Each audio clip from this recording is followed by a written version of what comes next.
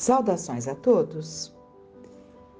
Nós vamos ver no Livro dos Espíritos, para o nosso estudo, para a nossa análise, vamos pegar o livro 4, né? Nós sabemos que o Livro dos Espíritos, Kardec compôs por 4 livros. O livro 4, ele intitula Esperanças e Consolações, né? Então, é uma belíssima parte do Livro dos Espíritos em que ele começa no capítulo 1, falando sobre a felicidade e infelicidades relativas, dentro do capítulo Penas e Gozos Terrenos. É a questão 920.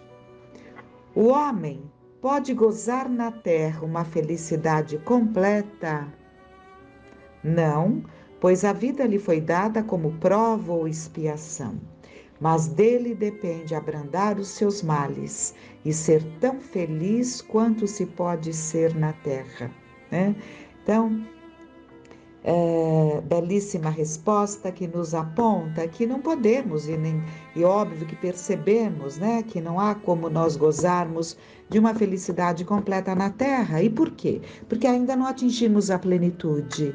Como que nos sentiríamos felizes completamente na Terra, trazendo ainda tantas imperfeições, trazendo ainda sentimentos, acima de tudo, sentimentos que nos impedem de sermos verdadeiramente felizes, né? Então, é claro que a felicidade plena na Terra não existe. E isso, né, e esse nosso estado ainda íntimo é que define que ela ainda esteja como própria expiação, caminhando para essa transição, né? Em transição. Não é caminhando para a transição, ela está em transição para um mundo de regeneração, mas ainda dando os primeiros passos, digamos assim, para essa mudança, né? A questão seguinte, que Kardec faz aos espíritos: concebe-se que o homem seja feliz na Terra quando a humanidade estiver transformada, mas enquanto isso não se verifica, pode cada um gozar de uma felicidade relativa? O homem é, na maioria das vezes, o artífice de sua própria infelicidade, né? Voltando até aí às questões que trouxemos na primeira resposta. Muitos momentos que nós temos de inveja, de ciúme, de raiva, construídos por nós, né? Então, nós somos os artífices da própria infelicidade. Praticando a lei do amor, praticando a lei de Deus, ele pode poupar-se de muitos males e gozar de uma felicidade tão grande quanto o comporta a sua existência num plano grosseiro, né?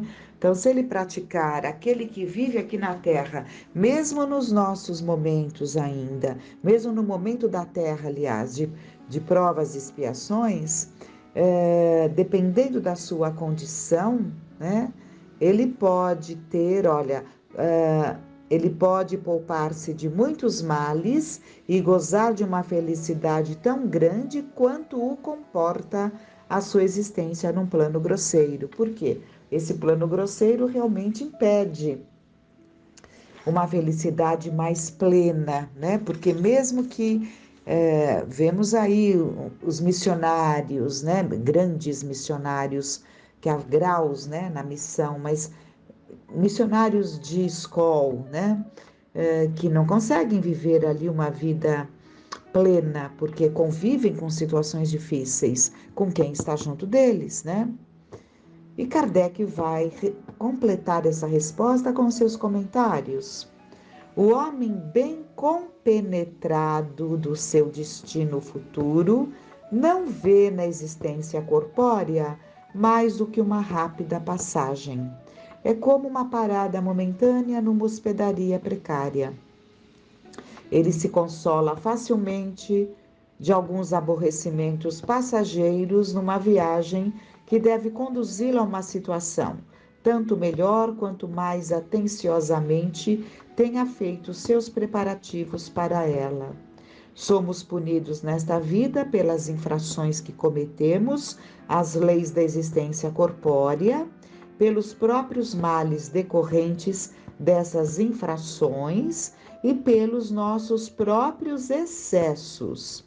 Se remontarmos pouco a pouco à origem do que chamamos infelicidade terrenas, veremos a estas, na sua maioria, como consequência de um primeiro desvio do caminho certo,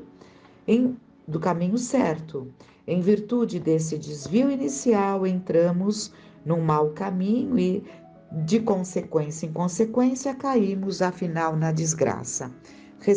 Comentário belíssimo de Allan Kardec, porque nos aponta que grande parte das situações que nós vivemos, e se remontarmos à sua origem, veremos que nós fomos os causadores, né? É um desvio ali em algum momento. Aquele desvio gera uma série de consequências, às vezes desastrosas, às vezes muito dolorosas, né? E vamos ter que suportar e lidar com essas consequências.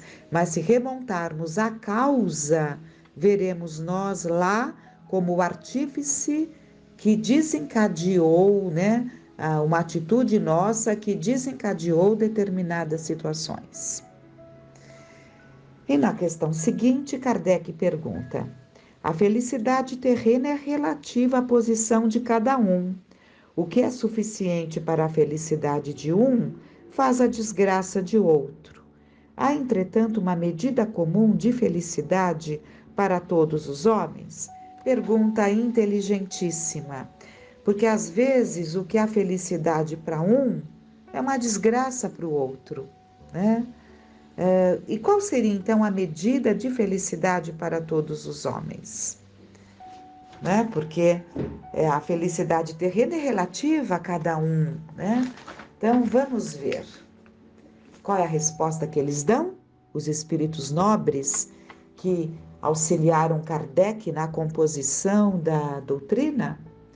Para a vida material, na posse do necessário; para a vida moral, a consciência pura e a fé no futuro. Então, o ponto, o parâmetro, a medida para que conseguíssemos, né, sentir essa felicidade seria a posse do necessário, né? Isso na vida material, a posse do necessário. É claro que o necessário, vamos analisar, ele é a questão seguinte, não vamos nem nos anteciparmos, né? Porque, como eu ia já adiantar, o que é necessário, o que é suficiente para um, para o outro não é, né? Então, vamos ver. Então, a resposta foi: para a vida material, a posse do necessário. Porque o necessário faria com que não tivéssemos ou não sentíssemos falta dentro do campo material, né? Porque teríamos o necessário. Se temos o necessário, podemos viver bem, né? E na vida moral, é a consciência pura, ou seja, aquele que cumpre com os seus deveres, que tem a consciência pura, porque agiu sempre de acordo com as leis de Deus, né? E a fé no futuro, porque sem a fé no futuro, a vida nem teria sentido. A vida seria dolorosa demais, porque não teria sentido, né? Se justificaria a eutanásia, se justificaria até mesmo o suicídio. Por quê? Porque é um sofrimento se não temos o futuro, né? Então, é muito importante essa fé no futuro. Vamos ver a questão que Kardec faz em seguida. Aquilo que seria supérfluo para um não se torna necessário para o outro e vice-versa, segundo a posição? Sem dúvida, né? Porque de acordo com a posição que nós temos ali na encarnação, nós temos determinadas necessidades que não teríamos em outro quadro, em outro tipo de vivência, né? Então, aquilo que faria com que um vivesse, se sentisse na abundância, dependendo do tipo de vida que o outro tem, não é exatamente assim. Então, vamos ver. Sim, de acordo com as vossas ideias materiais, os vossos preconceitos, a vossa ambição e todos os vossos caprichos ridículos, para os quais o futuro fará justiça, quando tiverdes a compreensão da verdade. Sem dúvida, aquele que tivesse uma renda de 50.000 libras e a visse reduzida a 10.000, considerar-se-ia muito infeliz por não poder continuar fazendo boa figura, mantendo o que se chama a sua classe, ter bons cavalos e lacaios, satisfazer a todas as paixões, etc. Julgaria faltar-lhe o necessário, mas francamente pode considerá-lo digno de lástima quando a seu lado há os que morrem de fome e de frio, sem um lugar em que repousar a cabeça?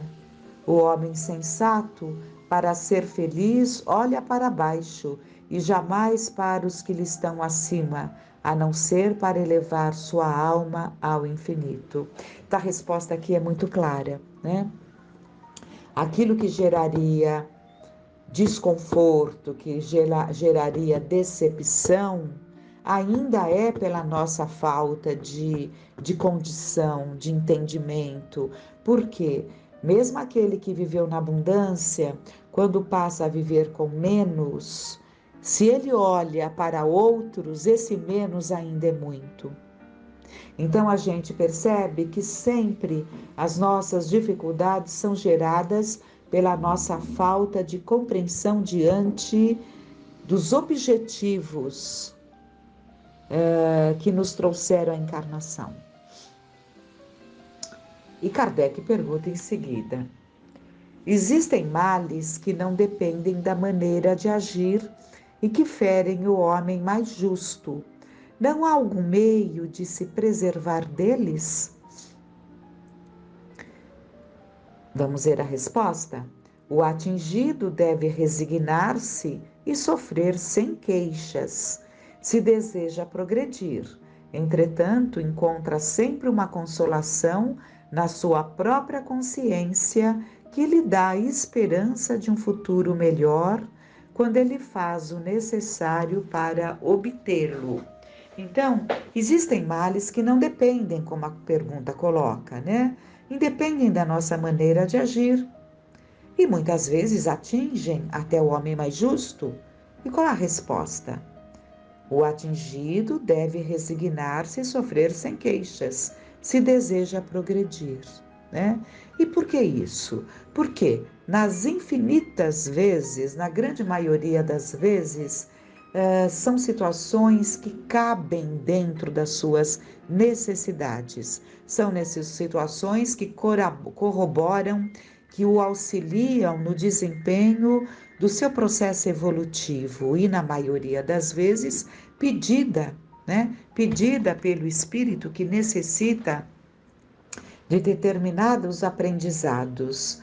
E mesmo para aqueles, né? Sempre sem queixa, porque mesmo aquele que pediu aquele desafio, né?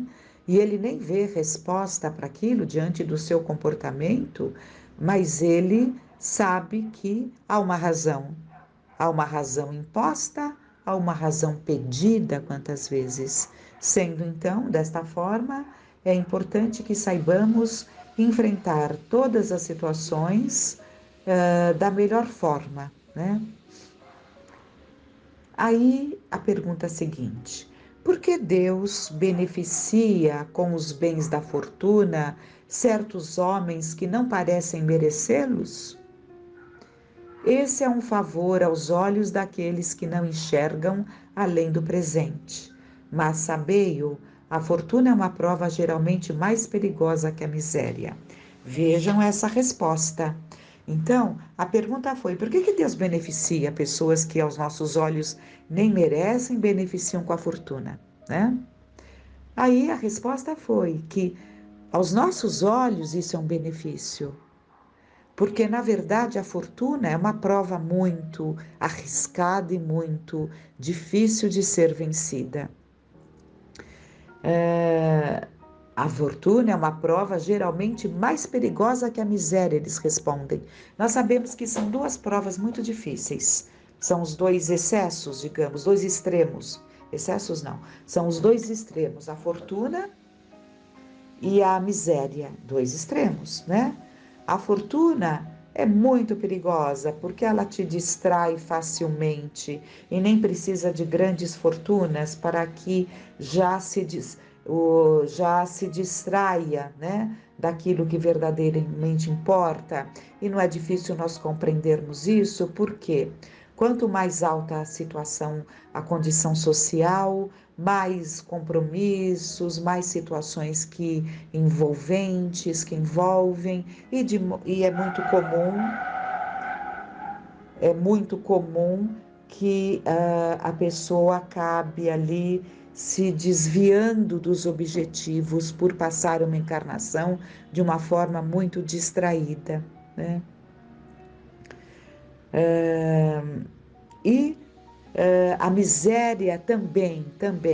Ele diz aqui, né, que a miséria, que a fortuna é mais perigosa, né? Geralmente mais perigosa, mas a miséria também é muito perigosa, porque a miséria pode levar à revolta. O problema da miséria é a revolta, né?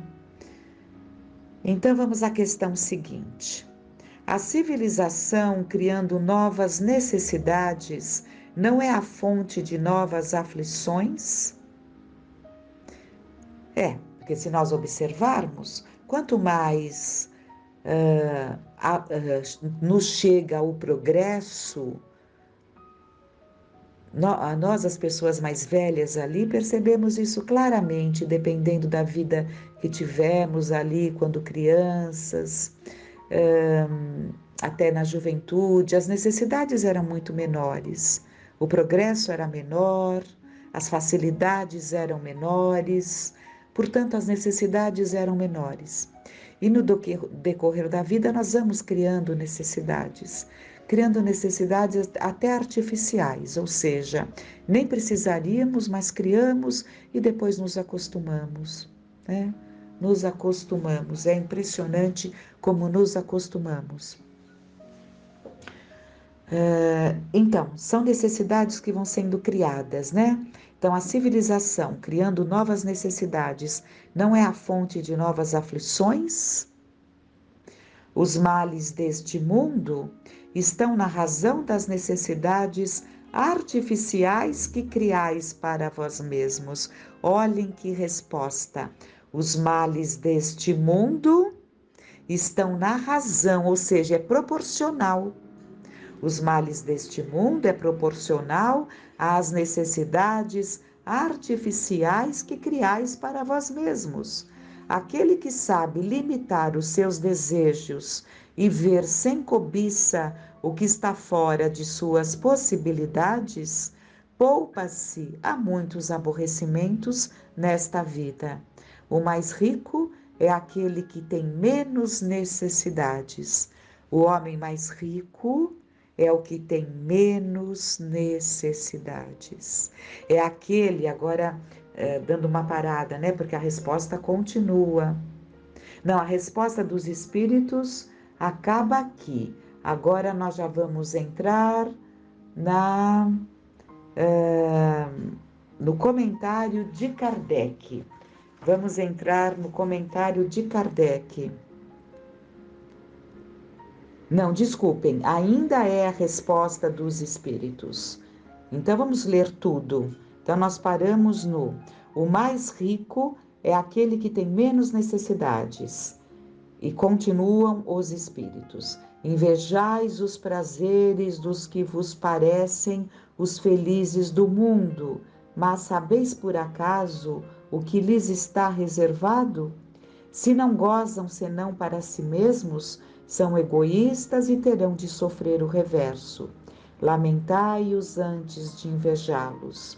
Deus às vezes permite que o mal prospere, mas esta felicidade não é para se invejar, porque a pagará com lágrimas amargas. Se o justo é infeliz, é porque passa por uma prova que lhe será levada em conta, desde que Se o justo é infeliz, é porque passa por uma prova que lhe será levada em conta, desde que a saiba suportar com coragem. Lembrai-vos das palavras de Jesus: bem-aventurados os que sofrem, porque serão consolados. Então vamos parar nessa questão 926, refletirmos muito sobre todas essas questões que Kardec fez aos espíritos, nos trazendo este grande aprendizado, e vamos refletir muito. O mais rico é aquele que tem menos necessidades, aquele que sabe limitar os seus desejos e ver sem cobiça o que está fora de suas possibilidades. Quantos exemplos há de pessoas que se sentem totalmente bem, totalmente realizadas, porque elas conseguem construir nas suas vidas um caminho que lhes agrada, um caminho que atende ali aos seus sonhos, mas são sonhos sempre dentro da sua realidade, não almeja o que não está na sua possibilidade, e por não dar um passo a mais, por não dar um passo maior, não tem que lidar com frustrações, desencantos, não tem que lidar com um desajuste financeiro que traz tantas infelicidades. Aliás, é uma das grandes causas de muitos aborrecimentos e tristezas, né? Então vamos refletir, ouvir e ler, buscar no livro dos Espíritos essas questões. E que fiquemos em paz.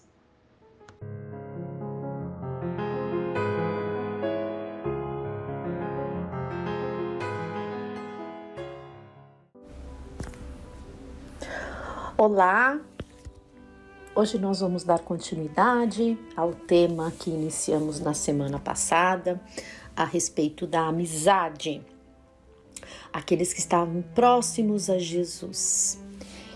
E eu escolhi falar aqui sobre 3 personagens, né? Nós vamos falar hoje a respeito de uma delas e nas próximas palestras nós concluímos, que estão ligadas em laços de sangue, né? Pertenciam ali a uma mesma família. Eu escolhi o tema que está no livro Primícias do Reino, é uma psicografia do médium Divaldo Franco, pelo espírito de Amélia Rodrigues. Capítulo 16, a família de Betânia. Cercada por imensos campos de cevada, pequenos bosques de olivedos e figueiras que sombreiam a estrada de Jericó serpeante junto às muralhas, Betânia ficava a 1 hora de Jerusalém. Da Porta Dourada, a via de Jericó atingia o Cédron e contornava o Monte das Oliveiras, antes de ganhar a direção de Betfagé. O cenário de Betânia diferia frontalmente da opulência da cidade dos profetas. Embora as trovoadas de Marrechwan, creio que seja assim que se pronuncia, tão semelhantes aos toques de trombetas, que desabam repentinamente, o ar translúcido e leve permitia, como ainda hoje, a visão a longas distâncias. Ao sul, na direção das terras de Moabe, ou ao nordeste, por cima dos montes Gerasianos, o céu tranquilo e o ar transparente sempre oferecem visibilidade incomparável. A aldeia singela parecia contrastar no seu verdor com a áspera Judéia a que pertencia. Tudo ali era bucolismo. Tapetes de flores miúdas caíam sobre a relva verdejante e a coroa do Monte das Oliveiras, ao longe, tingia com o verde cinza das árvores a paisagem deslumbrante. Os declives, cheios de folhagens, exibiam casas brancas, de alpendres floridos. Próxima à capital ficava, no entanto, muito longe em comparação ao Fausto e à bulha da grande cidade. A narrativa dela é sempre muito envolvente, né? Se nós fecharmos os olhos, nós conseguimos enxergar essa paisagem que ela está descrevendo. Então, mesmo muito próxima ali de Jerusalém, era uma outra atmosfera, né? Era uma cidade ali mais bucólica, mais simples. Temos esses exemplos, né? Aqui em São Paulo mesmo, cidadezinhas aqui que não são tão longe da capital, desse burburinho, e que nos oferecem repousos, né? Nos oferecem ali momentos de refazimento. O remanso, que era Betânia, fazia-se agradável refúgio após as afadigantes jornadas. Exatamente isso que ela vai falar, porque eram jornadas intensas ali a pé que o mestre fazia junto com seus discípulos. Então era uma cidade ideal para esse descanso, né? Lembremos que o descanso de Jesus não é o descanso nosso de ficarmos ali horas sem fazer nada, não, é um descanso ativo. Ele estava o tempo inteiro ensinando. Diversas vezes Jesus procurara aqueles sítios para retemperar o coração e alentar outros corações. Olha que linda essa frase, né? Ainda o mestre procurava ali, ele precisava desses momentos, essas trocas de amor, de conversa, né? Com amigos muito queridos, com amigos muito especiais. E ao mesmo tempo, ele dava esse alento a outros corações. São corações que nós vamos notar que não são aqueles que o buscavam em busca de curas, né? Nós sabemos que muitos foram ali até ele com o intuito de se curar de uma mazela física, de uma mazela psicológica, né? E dentre esses, alguns foram tocados de forma tão firme que mudaram completamente, né? Se de fato se curaram da alma. Outros só se curaram do corpo, né? E voltaram ali a cometer os mesmos erros, né? Por isso ele dizia, vá e não peques mais. Então, cabe aqui também uma reflexão. Quando nós estamos retemperados, alentados, o que nós fazemos com essas preciosidades que estão dentro do Evangelho? Quando nós abrimos o Evangelho no lar, por exemplo, e lemos, fazemos essa leitura, né? Estamos de fato nos refazendo, nos encorajando para as nossas lutas, para a nossa reforma íntima, ou estamos apenas passando os olhos, né? O que ela está dizendo aqui é que nesse caso específico dessa família, não era isso. Então era uma troca edificante. Naquele outubro de 29, quando começavam as primeiras trovoadas e os ânimos de Jerusalém exaltavam-se, o mestre procurou a encantadora Betânia. Então já estava ali sendo muito difícil a situação dele, né? As perseguições, as intrigas que nós tanto sabemos, que foram sendo ali avolumadas, né? Ao longo dessa jornada dele. A rede de intrigas apertava as malhas. Sinedritas espreitavam e espalhavam espiões pela senda do Rabi. Desejavam surpreendê-lo em blasfêmia. Outro ponto aqui, né? Quando a gente cisma com uma pessoa, né? Vamos trazer aqui para nossa atualidade. A gente rotula ela. E mesmo que ela esteja ali buscando acertar, nós ficamos o tempo inteiro querendo pegá-la em falso, né? Esse é o nosso comportamento muito comum. Aqui, esses membros do Sinédrio, eles estavam o tempo inteiro de olho, né? Porque eles realmente, apesar de Jesus ter compartilhado com eles, né, as verdades do reino do mestre, era para todos, era democrática, o que ele falava era para todos. Eles também ouviram, eles apenas ouviram, eles não escutaram, né? Não reverberou na alma deles. E ali eles ficaram firmes na busca íntima de cada um, que era perseguir o mestre. Vejam, né, o que a gente faz com o nosso foco, com o nosso objetivo. Jesus, porém, imperturbável, continuava a sementeira da verdade. Ele veio para isso. Então era inabalável. Ele sabia que os homens são meninos espirituais, que o ódio é a consequência do amor selvagem atemorizado. Se de um lado o despeito e a inveja trançavam as cordas odientas da perseguição implacável, o sendal de amores abria seus tecidos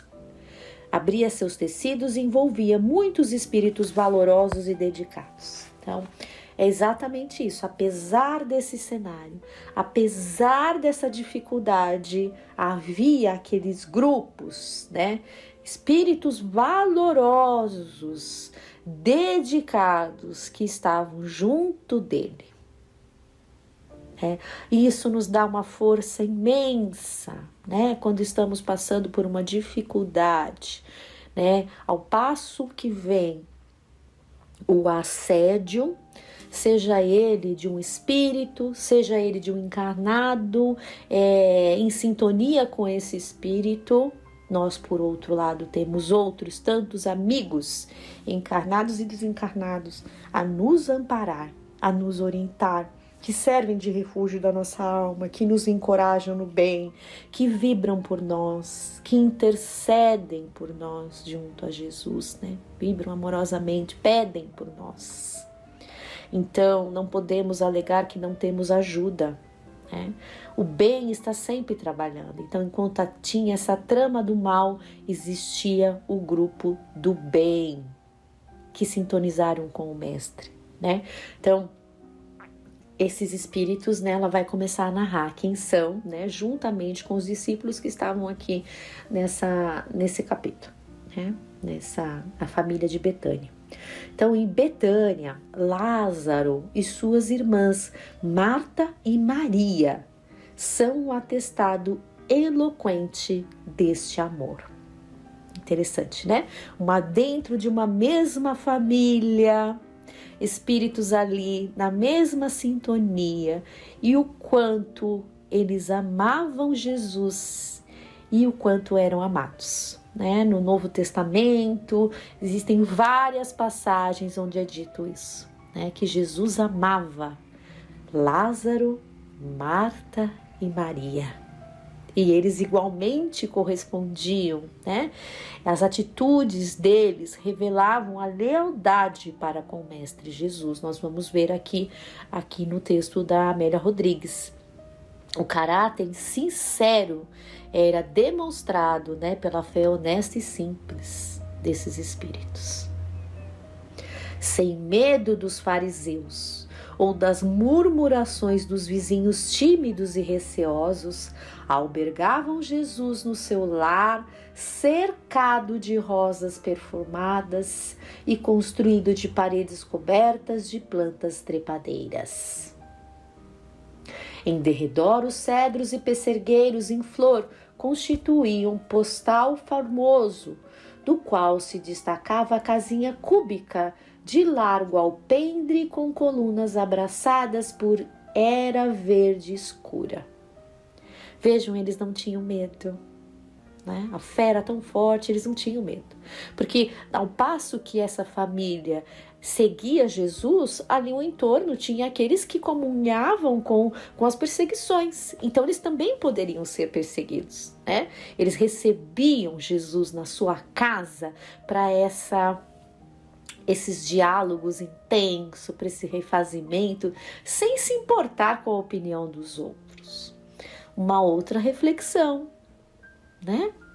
Nós estamos nos importando com o externo, com a opinião dos outros, com as nossas atitudes estão ali pautadas pelas nossas conveniências ou pela nossa fé?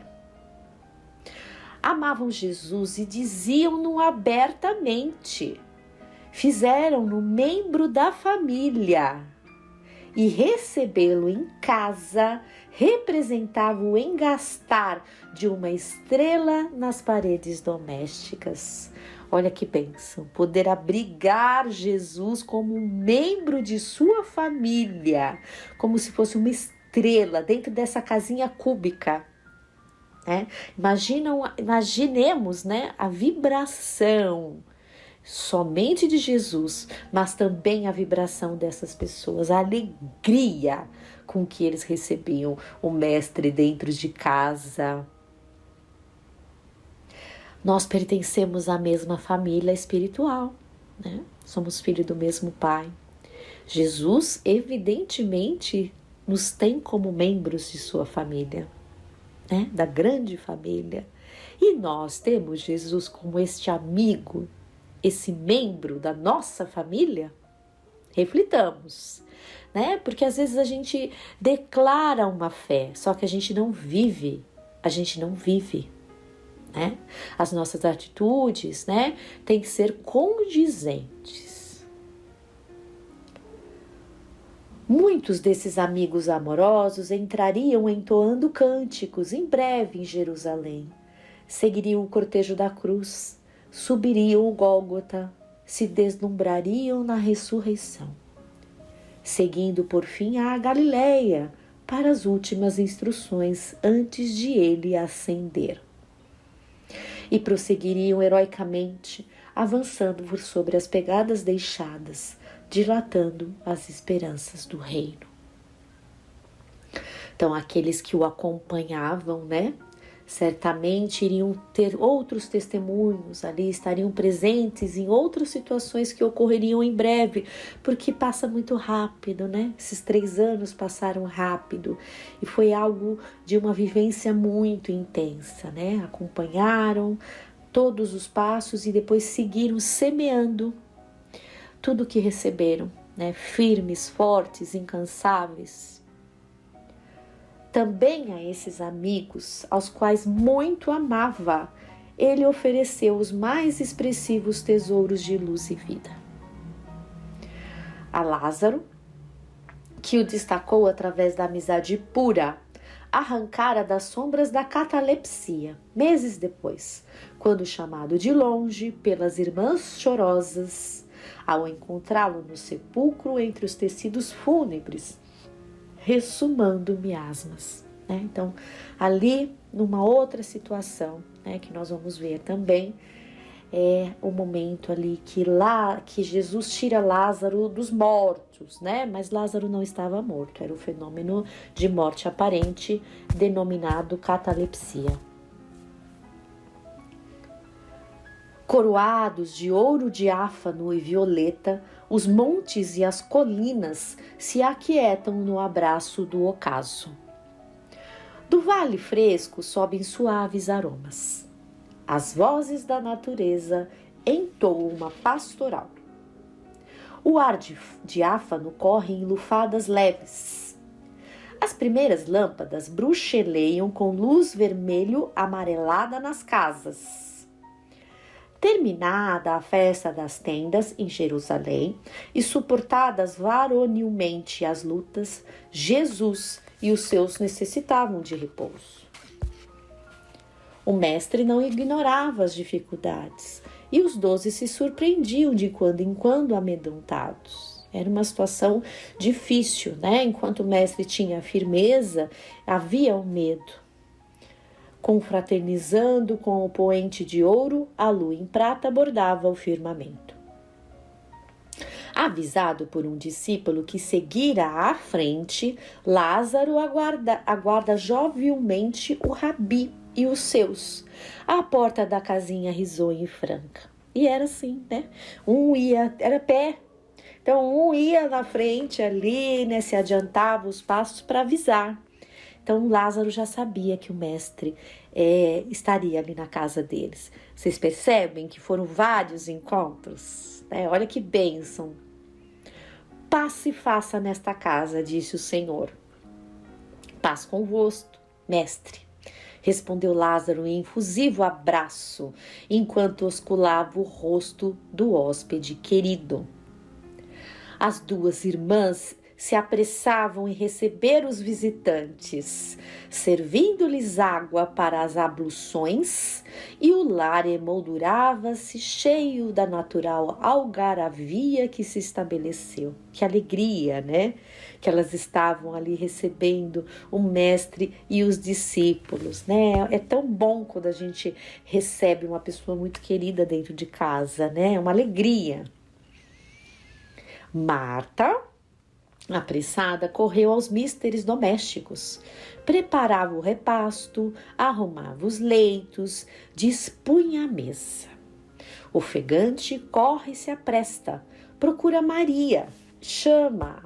Eles tinham também essa questão, de serem anfitriões, de albergarem as pessoas, oferecerem ali o repouso, o alimento, o refazimento.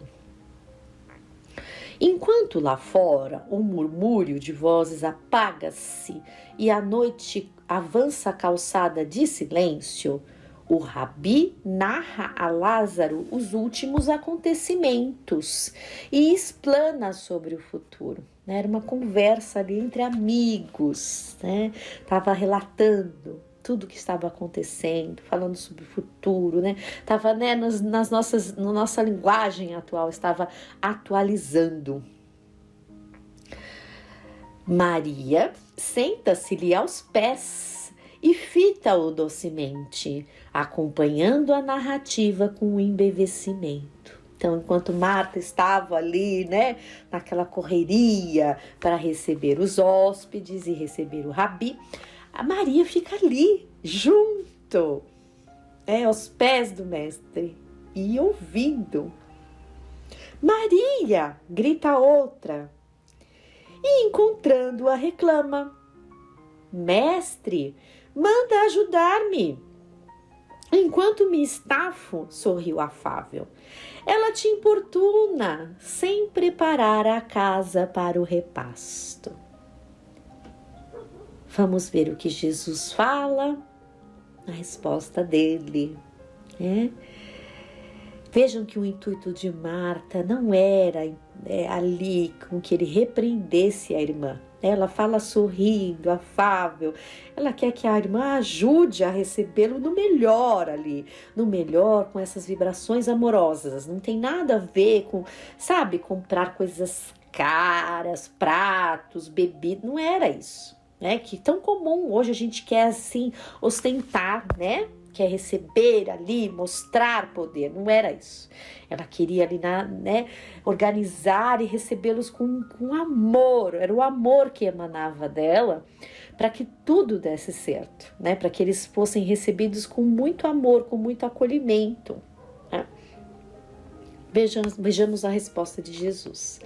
Marta, Marta, respondeu Jesus sorrindo, estás afadigada com muitas coisas, mas uma só é necessária. E Maria escolheu a melhor parte, a qual não lhe será tirada. Olha que lição para a nossa reflexão. Então, o que o mestre estava dizendo, a melhor parte era exatamente isso, era essa conversa, era esse receber através da atenção, da reflexão, Então, às vezes, não era o caso de Marta, tá? Não era, mas vamos pensar nós. Às vezes, nós não damos a devida atenção para as verdades do reino, Então a gente coloca na frente as atividades corriqueiras, E não deixamos, não absorvemos as verdades do reino. O que eu quero dizer? Um exemplo. Então, abrindo o evangelho. Será que quando nós estamos abrindo o evangelho, que é o mesmo caso, É o caso adaptado para os nossos dias. Naquele instante, esses 3 irmãos tinham ali a presença do mestre em suas casas, podiam ali conversar pessoalmente com ele. Como nós podemos conversar com o mestre hoje? Através da nossa prece, através da nossa consciência, através da nossa reflexão e lendo passagens, lendo o evangelho. Nós estamos conversando com ele. E aí ele está nos aconselhando. Então, quando ele nos aconselha, quando nós estamos lendo, nós estamos refletindo sobre essas verdades e ficando com a melhor parte que não nos será tirada ou não. Nós estamos só passando os olhos e com a cabeça ali, lendo o evangelho, mas com a cabeça nas atividades que nós temos que exercer. Fica aqui, em função do tempo, eu vou parar.